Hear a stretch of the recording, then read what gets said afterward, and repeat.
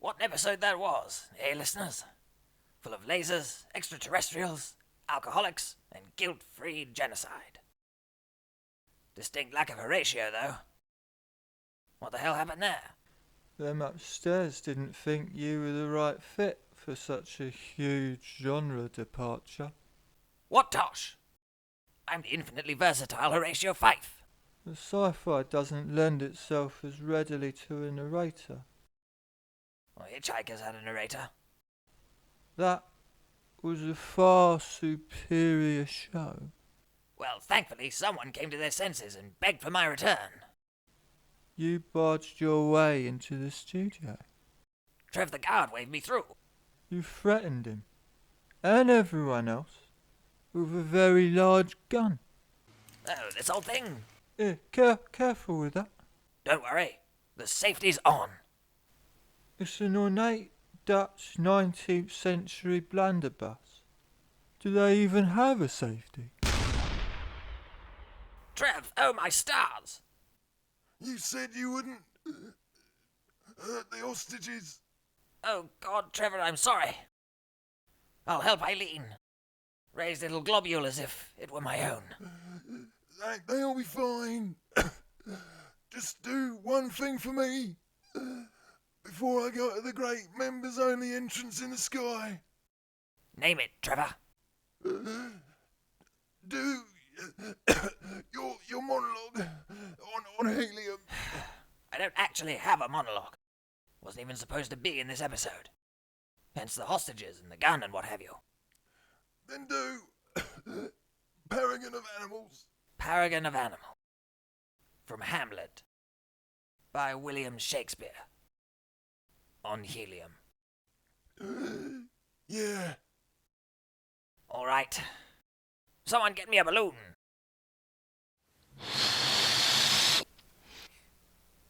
I will tell you why. So shall my anticipation prevent your discovery, and your secrecy to the king and queen moult no feather. I have of late, but wherefore I know not, lost all my mirth, foregone all customs of exercises, and indeed, it goes so heavily with my disposition that this goodly frame, the earth, seems to me a sterile promontory. This most excellent canopy, the air. Look you, this brave a hanging firmament, this majestical roof fretted with golden fire. Why, it appears no other thing to me than a foul and pestilent congregation of vapours. What a piece of work is a man! How noble in reason, how infinite in faculty, in form and moving how express and admirable, in action how like an angel, in apprehension how like a god. The beauty of the world, the paragon of animals. And yet to me, what is this quintessence of dust? Man delights not me, no, nor women neither. Though by your smiling, you seem to say so. The RSC were right to fire you.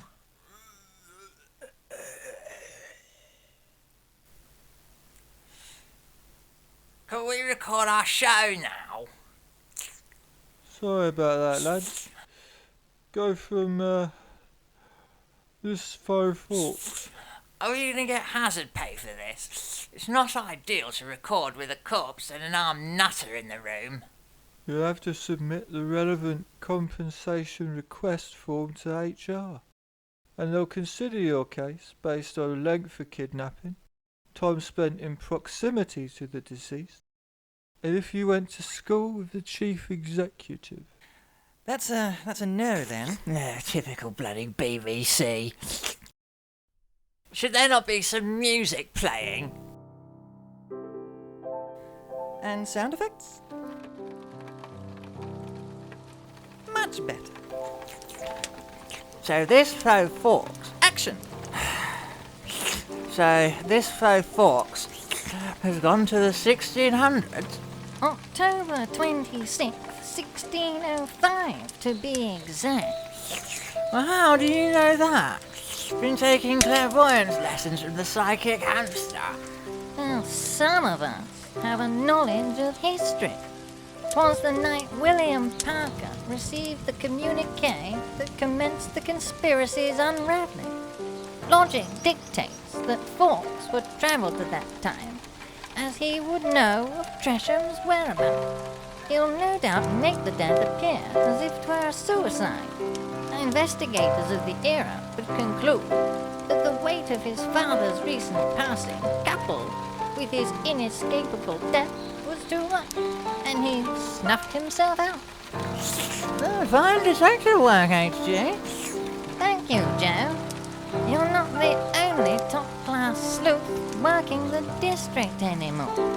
You could become a partner in the firm. For a fee, of course. Most tempting. Do you accept time travelers' checks? Of course. Make it out to crack. Cash. The Elephant's Eye, LLC. Does that stand for lots and lots of crack?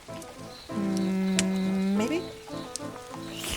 We can work the finer details out after this case has been solved. Oh, are we having an evening at the White Horse? Not that kind of case.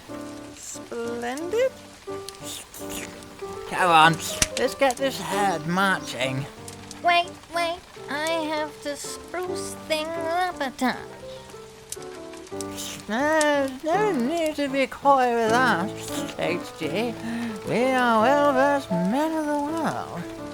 Any gentleman's publications you've stowed away won't shock us. We witnessed it all. Ladies' bare ankles, Amputee erotica? politicians telling the truth. That's a lie. None of them do that. I'd much rather do a spot of dusting ahead of our departure. Shitting Christ, Herb. We don't care what weird ways you manipulate the maggot suit. Hang on. What's this? Just an electronic calendar. The date's way off. Must be the method of choosing a destination.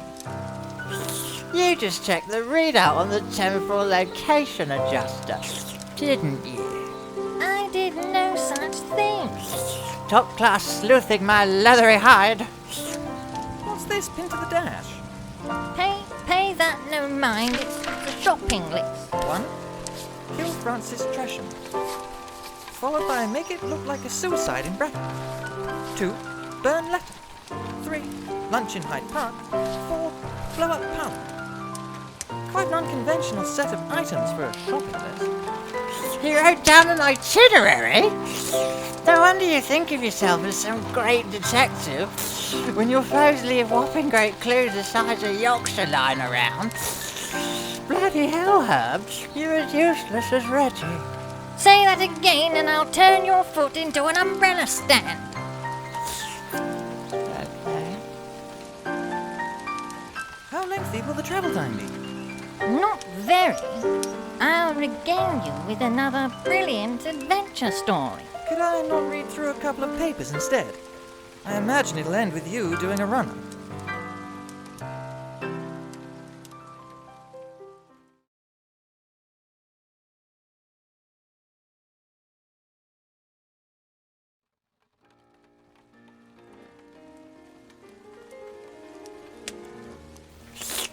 So you spent 4 days trapped in a cave posing as a crab? That I did.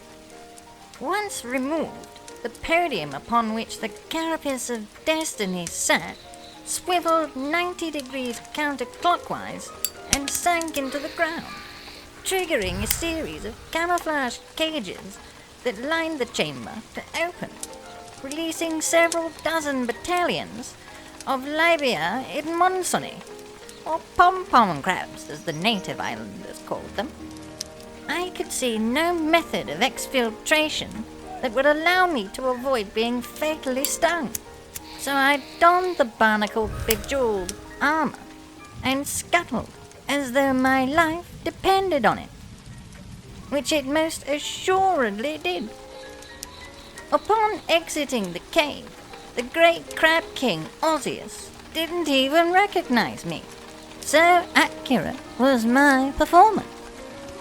So I decided not to reveal myself to him, keep the Holy Heart show, and... Oh, God, how much longer is this going to take? Marston's gone all French again. Je suis crabe magnifique. See? I've a confession to make. Go on. Time travel is actually instantaneous. I just thought you'd thoroughly enjoy hearing another of my tales of daring do. I think you meant to say, of daring do as little as possible. Ha! Good one, Marston. Any pertinent facts we should be made aware of prior to our arrival? Not that springs to mind. You both may want to breathe through your mouth, though. Why would I want to do... Bloody hell! What is that stench? The 17th century. Oh God, it smells like the 19th century. It rolled around in the 18th century, then took a nap in the scorching afternoon sun for several hours, during which time it repeatedly soiled itself. I recall from the literature of the period that life was rather crappy at this point in history. But I always thought that was metaphorical. I did warn you. Warned us with that throwaway remark seconds before we materialized. Why aren't you retching like an amateur grave robber during his debut excavation? Had a superb cosmetic procedure carried out upon my personage during the 28th century. An automa aroma adjuster. The moment it detects potentially harmful odor levels, a soothing lavender scent is immediately secreted into one's nostrils. Do you have anything for the future that can help us, you spiteful gargoyle? I may have something in the glove compartment. Let me check.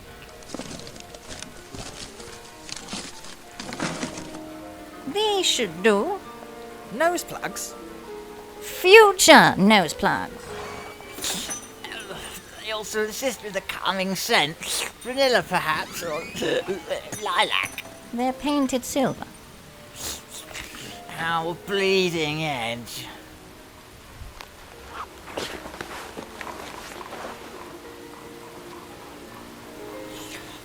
Right, how are we going to... I sound ridiculous with these things in. You sound rather debonair. Rather derriere, more like. Well, I think they're quite fun. Makes me sound like Uncle Ferdinand. Je vous assure que je ne sais marquer. Je veux juste inspecter votre pantalon. Bloody hell, you do sound like Ferdy. He shot Greg. The baker? No, not the bloody baker, the bloody tea boy. And he's very bloody now. Can you hurry this scene up, please? I want to do my monologue. I'm not sure you actually have one coming up anytime soon. Oh, for the love of Pete Postlethwaite.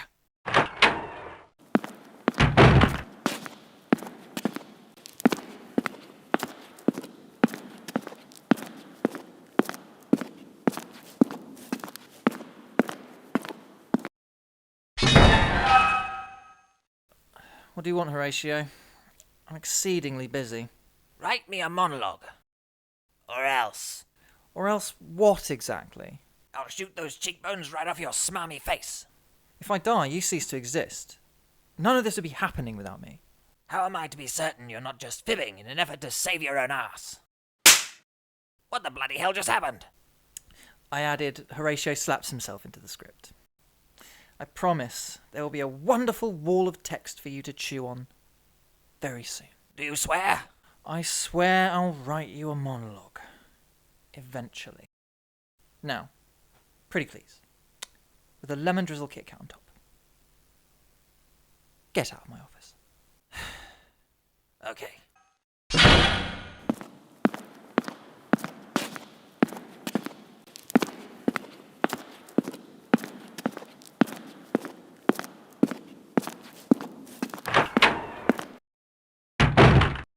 Right, you bastards. The scribbler has asseverated that I'll have a sermon after your next scene. Yes, whatever. He swore up and down that I'd be cured of scoliosis, but look at me. Still in possession of a spine that resembles a question mark. I'm sure he's working on it. Author's process and all that. Can we please get on with the scene now?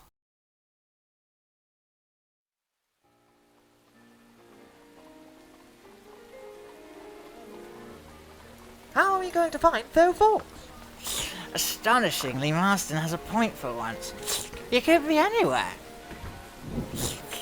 The only solid information we have is that Tresham's body is found in Hackney this evening. I should have a device in the rear hold of the Septimus that will assist us in hunting him via the subdermal transponder installed into each of the park's attractions. Attractions? It was the use of such nouns to describe sentient beings that caused the revolution in the first place. Do excuse me for a moment, gentlemen. I need to have a rummage and find the motion tracker.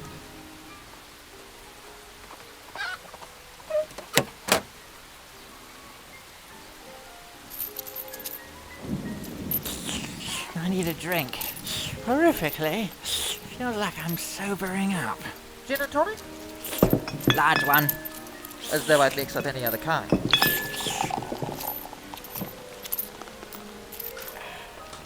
Did you read about Charlie's Pooch Parade? Ah, the first great show of all kinds of terriers. Some oddball caused a raucous scene from what I gathered from the headlines. Yeah, an odious twerp spent 2 hours operatically objecting to the event's supposed lack of diversity. Initially, Charlie thought he meant the audience, but it turns out the man was ranting about the breeds on display.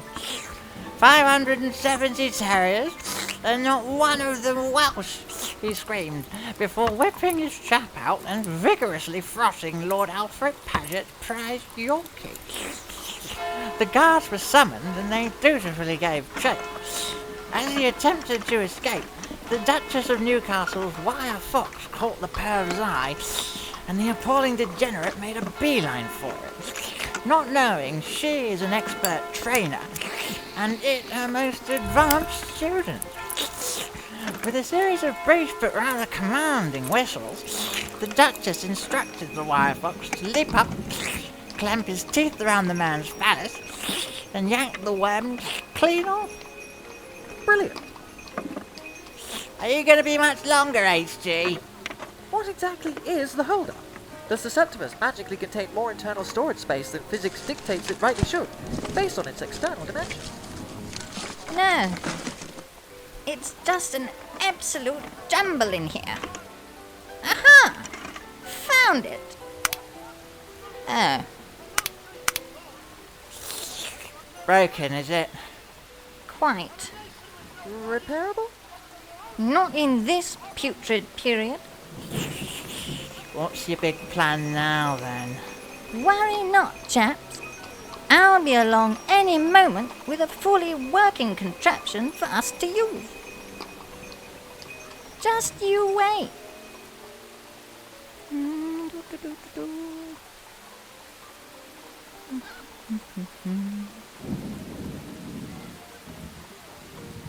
Any minute now.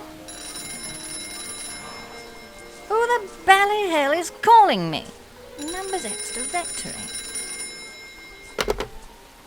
H.G. Wells, literary genius and saviour of the infinite time streams. Going here. Dolan, old boy, how are you? Yeah, I got an ulcer the size of Tulsa and a blister that looks like my sister. But this ain't about my health. You can't use time travel to get out of a jam twice in a single storyline. It removes all attention, trivializes the whole show. Sorry. But you'll have to make an effort to find another resolution. Oh, all right. Could you put Horatio on, please? Need to have words with him. Of course. It's the producer. He wants to have words with you. God, I hate talking to that oily little turd. Golan! How the devil are you? How many you got left? Barring injury, another 10 years. I have that kidney thing. didn't mean how long you got left to live, you putz. Hostages. How many hostages? 7. 7? Yes, 7 including me. 7 including you? 7 including you? You don't include yourself in the list of hostages. 6 then. The cops are sending in some hotshot negotiator. They want a list of demands. You got any? My only demand is to be taken seriously as an actor. I meant realistic demands. How dare you? I trained at the RSC. I played the Dane. Yeah, the Great Dane. Beethoven's second. We're wasting valuable production time. Let the cats finish the scene, you bum. How rude. Demands. Why don't you demand a monologue, considering it's all you bloody prattled on about this entire time? That's a brilliant idea. Yes. Then that long-haired dropper will have to write one for me. Splendid. Can we get back to acting now? You call that acting? I was in the footlights! As what, a halogen? Don't hit him. He's not worth the bruised knuckles. Be glad he's here to protect you from Rosencrantz and Guildenstern. Fight! Did you sincerely give your fists those names? Yes, because when you see Rosencrantz and Guildenstern, you're dead. Yeah, I can help you out of this predicament, boys. What was that horrific voice? Sounds like a Yorkshireman whose vocal cords had been dragged through the mud, then torn to shreds by a combine. I think it's the laser pistol I kept as a souvenir of my triumph at Past World. If that's what you consider a triumph, I'd hate to be in close proximity for one of your failures. Oh, hush, you malformed malcontent. There's a location tracker down to Neil. I'll let you have a go on it. What's the catch? There's always a catch when making a deal with sentient technology. I've no feet to stump with, and no laser bolts left. I'm stuck in this gun with a little chance of murdering, which truly is my favourite of hobbies. Set me free of this prison. How am I to do that? We're not exactly working with blazingly up-to-date tech. You can change the settings on the emitter so it broadcasts a data stream. Use that to reflash Fox's brain chip and install me into his body. You've thought about this frequently, haven't you? Aye. What will you do for us in return? I'll help you in any way that I can, like. You'll lend us aid in capturing Fox? Yeah, of course I will. He doesn't sound very trustworthy. Well, it's the only plan available that's likely to succeed at this juncture. What is your name, filthy Yorkshireman? Israel Tongue, sir. Well, Mr. Tongue, you have a deal. Lovely. Right, to get that tracker working, just switch the dial on side to TNT. Put in the code 004400 hash symbol. It should find any Park World track and trace ship in 100 miles. Like this? Yeah. And again. Thusly? That's right. Give it another turn. Like so? Foul digitized beast! One more should do it. Track and trace mode activated. Please input authorization code. 004400 hash symbol. You have to type it in. I knew that! You're an idiot, Herb. I'm no buffoon. His instructions weren't very clear. Just put the code in so we can find him. Thank you. Scanning. Scanning. Still scanning. By your way is the music.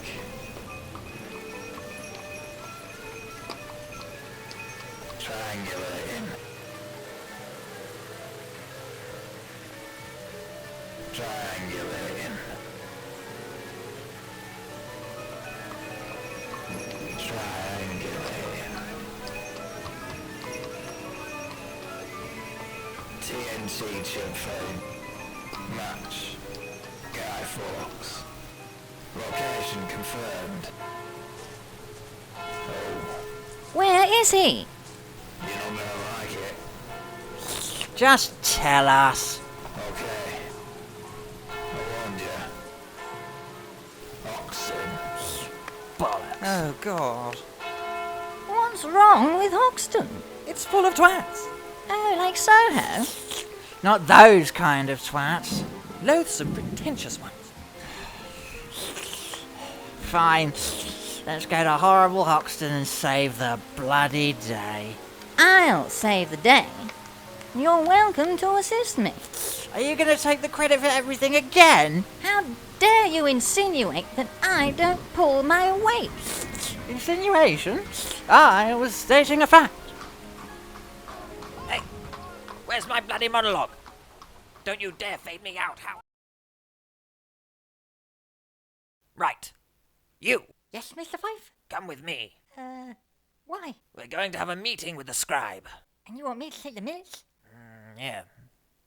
Something like that.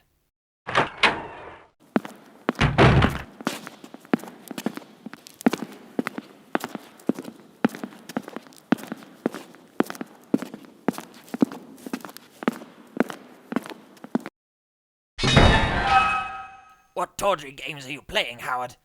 My patience is paltrow thin. You have my word. You'll have something heavy to recite by the end of the episode. You'd best stick to that. Oh, don't start with that again. He was on work experience, you know. Was he? So I just killed... A child. Yes.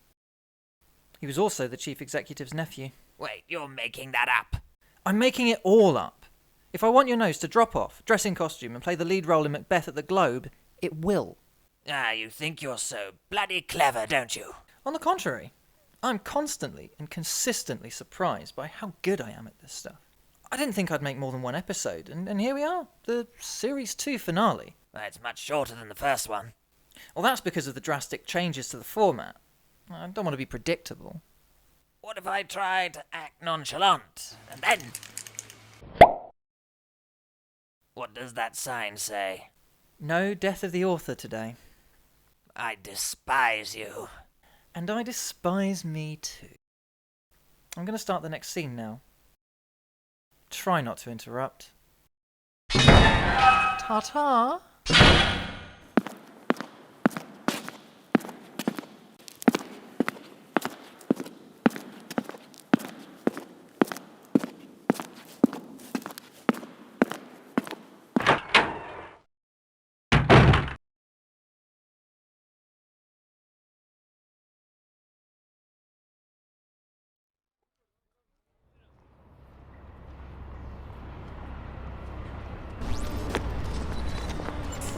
We've been ambling through these alleys for ages, HG. Where the bloody hell is it? The tracker's struggling to pinpoint his exact whereabouts. He must have utilized a sophisticated shielding method. What could he possibly be wearing to cause such a disruption? Some kind of high-tech armor? Perhaps involving a highly focused laser containment system that disperses the signal into macrophages, thus ensuring that any tracking device finds trace elements of the broadcast, not enough to generate an accurate geosync position. There he is. He's put a bucket on his head. Cease your sauntering! You made us come to Hoxton, Guy! You're too late! Tresham is already floating down the river Styx. What a moron. It's called the Thames. It means hell, Marston. Did you say Hull? We did that joke last series. You try keeping an ongoing show fresh when you've only got one writer. Well, that's our plan, bollocks, then. Smoke, anyone? We can still use the time machine to stop the actual fox. Golan won't like that. We just won't tell him. What should we do about that? First, we need to get that bucket off his head.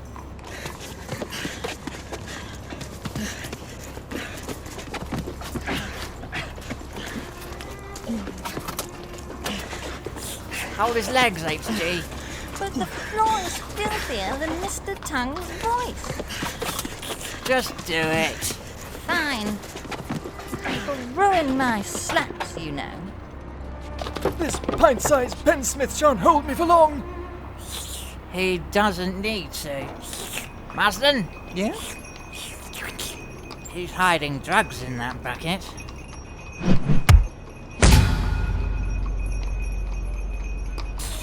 Blimey! Hadn't a clue you could unleash such a powerful roundhouse. And a Lethway Grandmaster. There aren't any drugs in this bucket. Oh, he must have already taken them all. Wells, use the laser gun. Righto.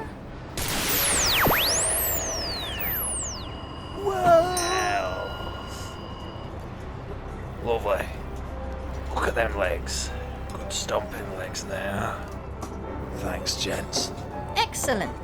My idea worked perfectly. Your idea? Yeah, get used to that. Where are you going? Off to seek your fortune, lads. Quickly! He's doing a Wells! Let him go. We have more pressing matters. Oh, you're right. None of us are in any fit state to give chase. I think they're quite near the curtain. Could drop in and see if they have anything good on. Excuse me, sir. Can you direct us to the curtain? Of course, young man. I'm on the way there myself. You're... William Shakespeare, at your service. Mr. Shakespeare, I'm a huge fan of your work. I loved Othello. It's called Othello, Marston. Sorry, Mr. Shakespeare. He's a horrific plebeian. Marlowe fan, eh? Worry not, you become accustomed to dancers when you work in the arts. Royals mostly. Though I'm unfamiliar with the play of which you speak.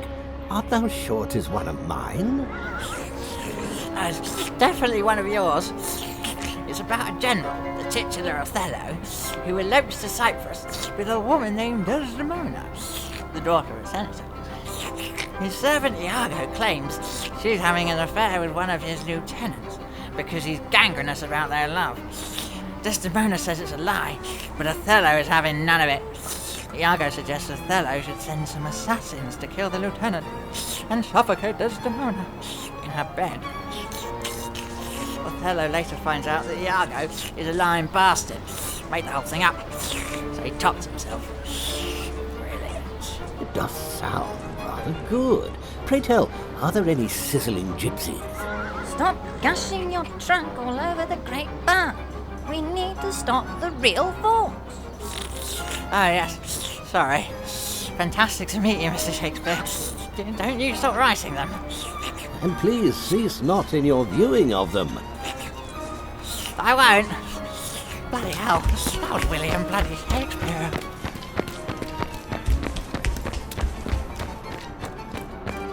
What a bunch of hideous weirdos my fans are.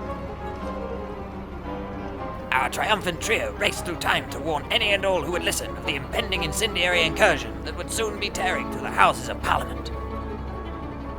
That's all I get. 3 paltry lines? Quiet. Yeah, shut your noise. I could very easily murder all 3 of you. Doubtful. The writer's in full control of this situation and has thus far only killed off bit parts. As main characters, we're all quite safe from the business end of that blunderbuss.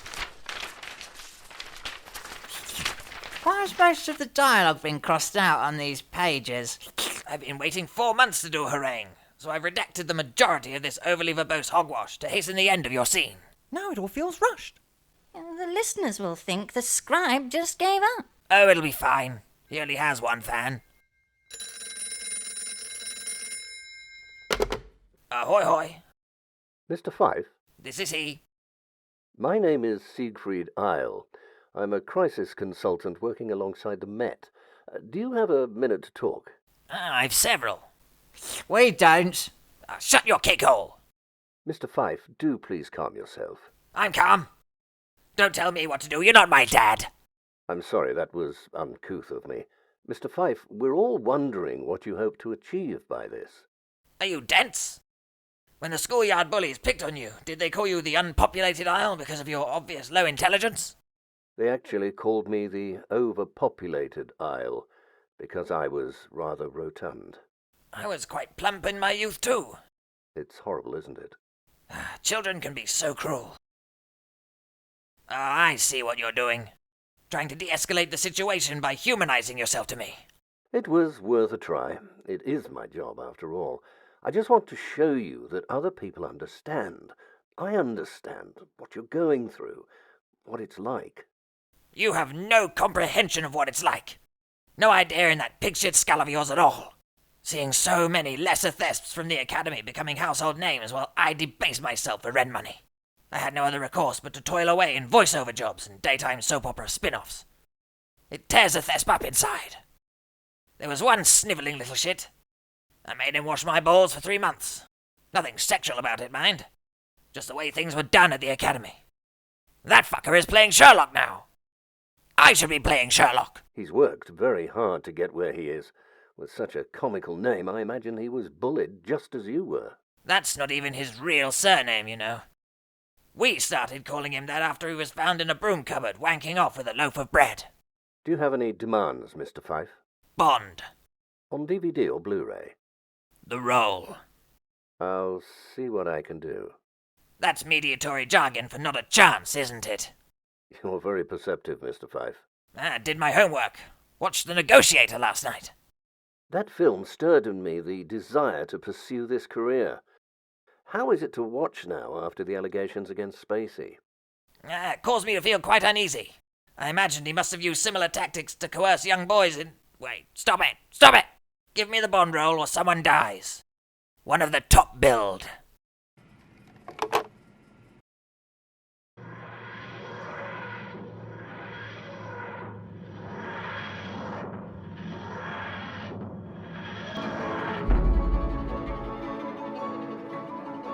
Are you Thomas Nivet? That I am. We're here to stop a catastrophe. Henry IV Part 2 isn't playing here. Hey, don't get funny with us. Yeah, we'll tell the jokes around here, mate. Take us to the Undercroft beneath Parliament. At once! Why in blazes do I need to go in there? A scurvy terrorist is hell-bent on destroying democracy. Is he running as an independent?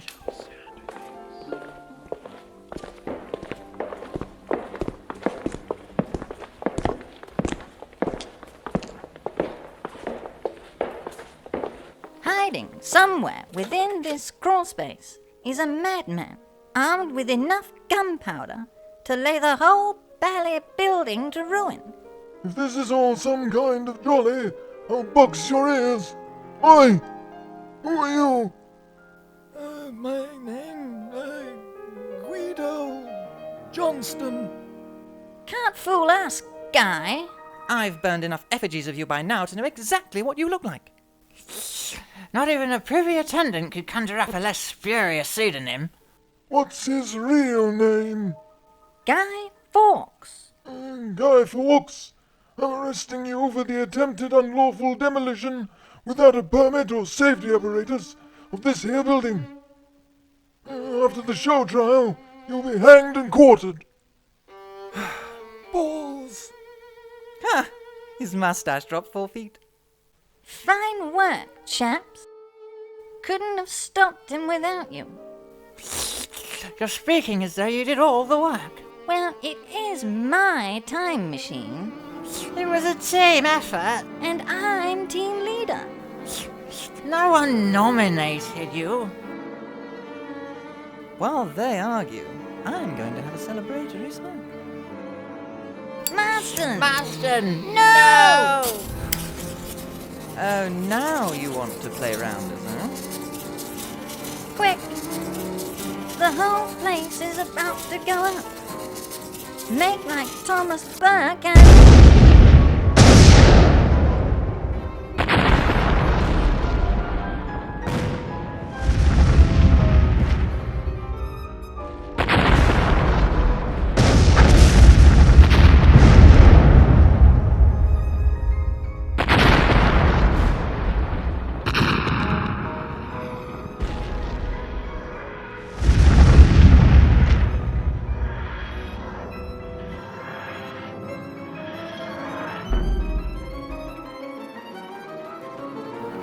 Well, you can add political terrorists to your criminal vitae, Marston. Damn shame no one would ever actually believe it.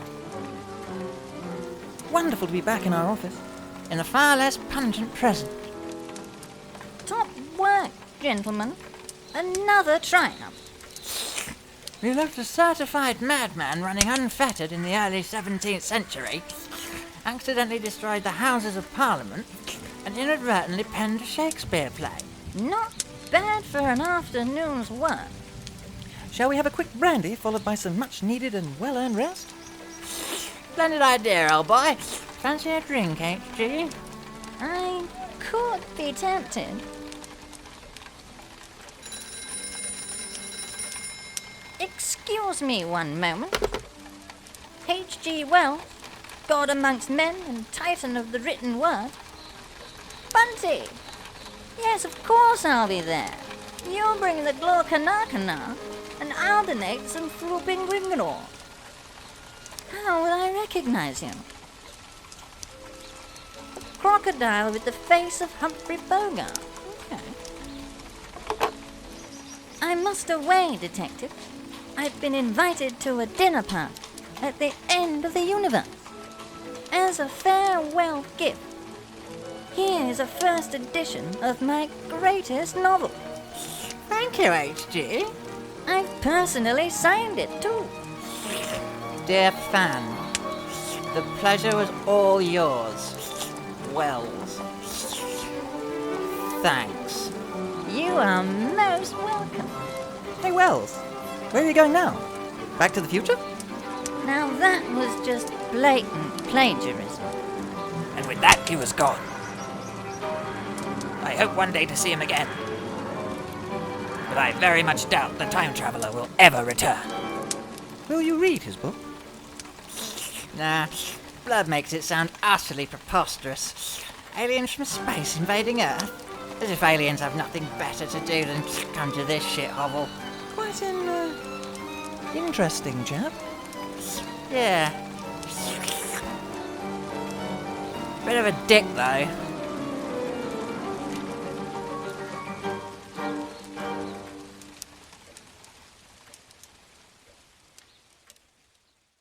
The episode's nearly over and I've yet to perform a monologue.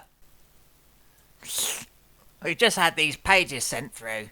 Looks to be a lengthy and ponderous musing on the nature of time, the finality of life, and some really funny stuff about a parallel universe where everything is made from mackerel. Brilliant. Hand it over.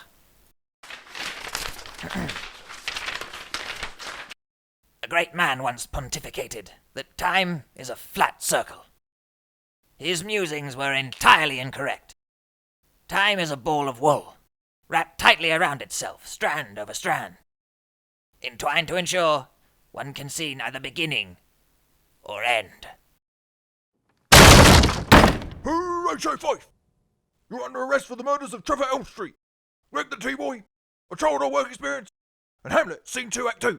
Officer, let me stop you there. Have you ever wanted to be on the radio? I'm on my standard issue Met shoulder-mounted tactical radio constantly, sir. Not pleb radio. Internet radio. What about my monologue? You all saw him. He had a knife. Oi! Turn that recorder off!